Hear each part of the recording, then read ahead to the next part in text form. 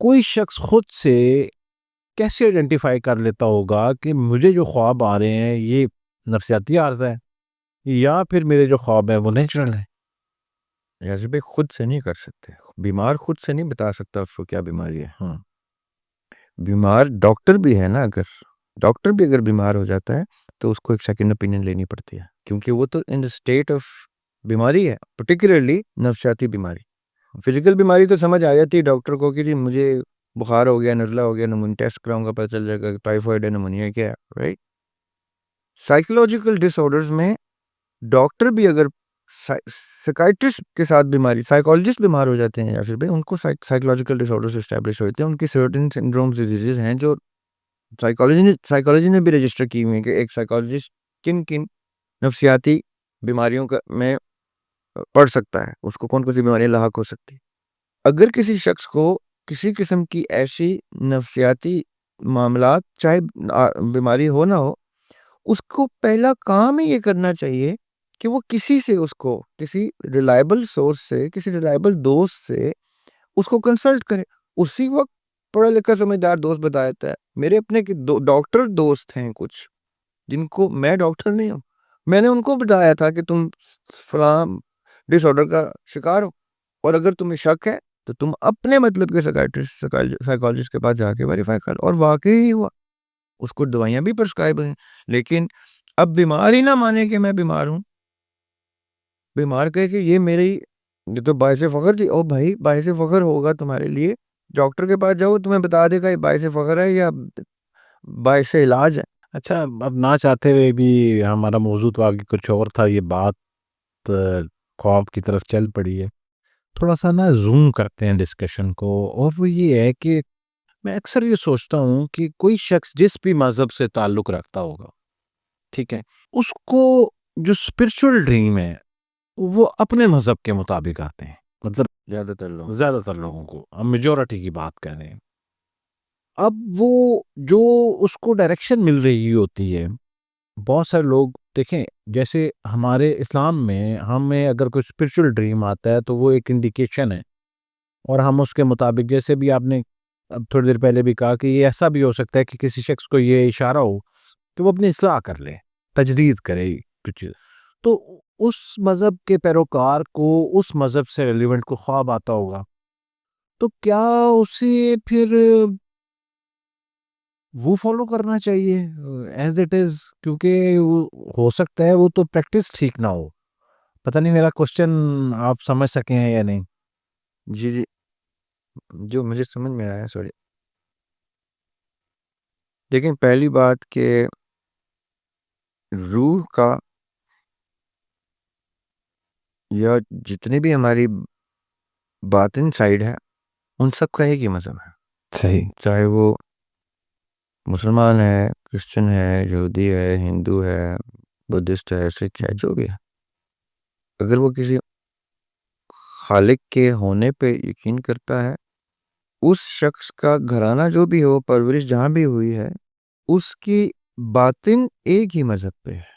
اب اس کو جب خواب آتا ہے تو وہ اسی مذہب کا رہا ہوتا ہے، لیکن ہم نے کیا کیا ہوا ہے، ایک ہی مذہب کو مختلف رنگوں میں پرسیو کیا ہوا ہے.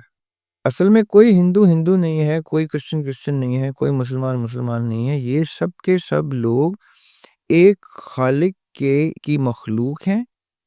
اس پہ ایمان لا کے باقاعدہ کانٹریکٹ اور وعدہ کر کے دنیا میں آئے ہوئے ہیں کہ ہم آپ کے بندے ہیں. بندہ مطلب اسیر، غلام، بندگی میں ہے. میں نے آپ سے ایک دو کہا تھا کہ اصولاً مجھے کسی دن اپنے ہاتھ اور قلم میں نا، پاؤں میں بیڑیاں ڈال کے آپ کے سامنے بیٹھ جانا چاہیے. آپ کہیں یہ کیا کیا ہوا ہے آپ نے؟ تو میں، اور مجھے کہنا چاہیے اس دن کہ آج میں لوگوں کو بندہ ہونے کا پریکٹیکل مطلب دکھا رہا ہوں. بندے کا مطلب ہوتا ہے بندگی میں آنے والا. عبد اللہ کا مطلب ہے اللہ کا غلام، وہ زنجیریں ڈالنے والا جو اپنی ہر خواہش پہ میرے حکم کی زنجیر ڈال دیتا ہے. جہاں پھر وہ زنجیر کھینچے گی میں ادھر ہی جاؤں گا. ریلیجن ایک زنجیر ہے. اگر آپ نے وہ زنجیر اپنے اوپر ڈال لی تو اس کا مطلب کیا ہوا کہ اب آپ کی خواہشات تابع ہو گئیں اس کی جس کی اسیری میں آپ آ گئے. اب کوئی شخص خواب دیکھتا ہے تو اس کو پرسیپشن اپنے رنگ کی زنجیر کی نظر آتی ہے. مسلمان ہے تو اس کو اپنے رنگ کی زنجیر نظر آئے گی, ہندو ہے تو اپنے رنگ, کیونکہ خواب جو آیا اس نے شعور میں ٹرانسلیشن کا فیز دیکھا ہے. میں صبح جاگ کے اس کو اینالائز کر رہا ہوں. اب جب میں جاگا ہوں تو 15 سال کی عمر میں جتنا میرا مشاہدہ ہے میں اس کو اس طرز میں دیکھوں گا جاگ کے, اور 50 سال کی عمر میں میرا جو مشاہدہ ہے میں اس کو اس کے اعتبار سے جج کر رہا ہوں گا. صحیح. اب 15 سال کی عمر میں جانے کی اس مذہب سے تعلق رکھتا تھا, یہ تو مجھے اس شعور کی عمر میں آگے پتہ چلتا ہے کہ میں تو غلط رستے پہ تھا, میرا تو رستہ یہ ہے. آج میں دریاب ہاشمی آج جس شعور کی سطح پہ ہے, 10 سال کی عمر میں تو اس شعور, یا 15-20 سال کی عمر میں تو اس شعور پہ نہیں تھا. میں تو اپنے اس وقت کو دور جاہلیت کہوں گا کہ میں کلمہ گو ہو کے بھی, نمازیں پڑھتے ہوئے بھی رب کو ریکگنائز نہیں کرتا تھا. میں اس کو ایک ڈیوٹی سمجھ کے چلتا تھا. یہ تو مجھے پتہ چلا ڈیوٹی تو تب تک ہوتی ہے جب تک آپ کی عادت بنانا مقصد ہوتا ہے. جب آپ کی عادت بن جاتی ہے تب آپ کو آپ کا شعور کہتا ہے یہ تو کیا کر رہا ہے, یہ کس کی غلامی کر رہا ہے, سوال پوچھتا ہے وہ. پھر شعور یہ ثابت کرتا ہے کہ یہ جو غلامی ہے, یہ جو کسی کی اسیری ہے, یہ محبت کی انتہا ہے کہ جب کسی سے محبت میں آپ اپنی چاہت کو اس کی چاہت کا غلام کر دیتے. اچھا ریاض بھائی, ایک شخص اگر, ابھی آپ کی بات سنتے ہوئے مجھے خیال آیا کہ ایک ایسے شخص کے ساتھ کیا معاملہ ہوگا کہ جو دنیا کے کسی ایسے حصے میں موجود ہے کہ پیغام اس تک پہنچا ہی نہیں, ٹھیک ہے, تو دور دراز کسی قبیلے میں, کسی بہت ایسے علاقے میں کہ اس تک پیغام, مذہب کا ہی پیغام نہیں پہنچا, ٹھیک ہے. دوسرا اس کے ساتھ کنیکٹ کر لیجئے گا کہ اگر اس تک پیغام نہیں پہنچا تو اس کی ذمہ داری کس پہ ہوئی تھی, کون ذمہ دار ہوگا؟ وہ خود ذمہ دار ہوگا کہ اس نے تلاش نہیں کیا, یا وہ ذمہ دار ہوگا جس کے پاس میسج تھا اور وہ اس تک پہنچ نہیں سکا؟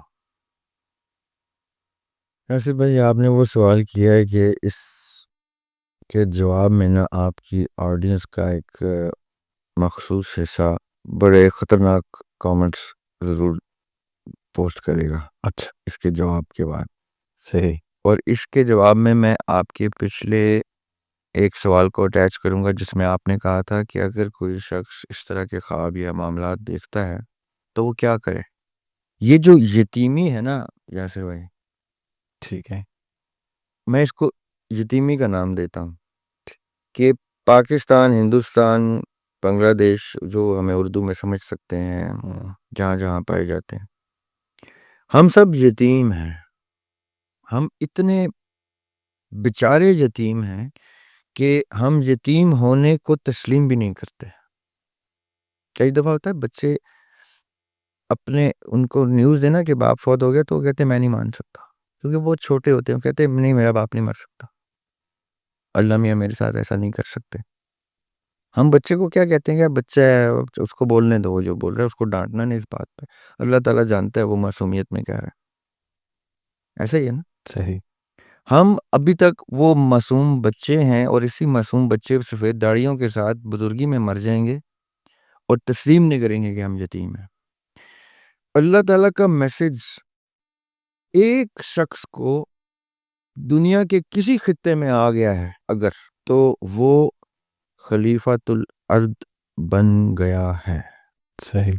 جیسے ہی وہ خلیفۃ الارض بن گیا ہے تو انٹارکٹیکا میں بھی اگر کوئی بغیر میسج کے مر گیا تو وہ خلیفۃ الارض خود بذات خود حشر میں اپنے آپ کو ایسے پیش کرے گا, میں ہوں ذمہ دار ہر اس شخص کی لا علمی کی موت کا جو میرے شعور آنے کے بعد مرا, میرے جانے کے بعد بھی مرتے رہے.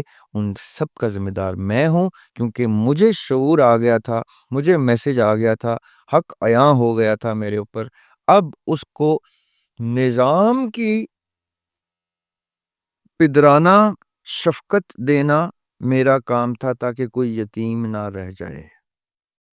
نظام وہ پدر ہوتا ہے، وہ باپ ہوتا ہے جس نے رعایا کی چوری کا بھی ذمہ داری اپنے اوپر لینی ہوتی ہے. یہ جو میرا ڈیموکریسی کے ساتھ ڈائریکٹ تحریک ہے نا ڈیموکریسی ختم کرنے کی، میرا جہاد ہی ڈیموکریسی کے خلاف ہے. صحیح. وہ کیوں ہے؟ قرآن ڈیموکریسی کو باقاعدہ طور پہ ڈیناؤنس کرتا ہے. اب یہ بات کہیں سے کہیں جا رہی ہے، میں آپ کے سوال پہ آنا چاہ رہا ہوں.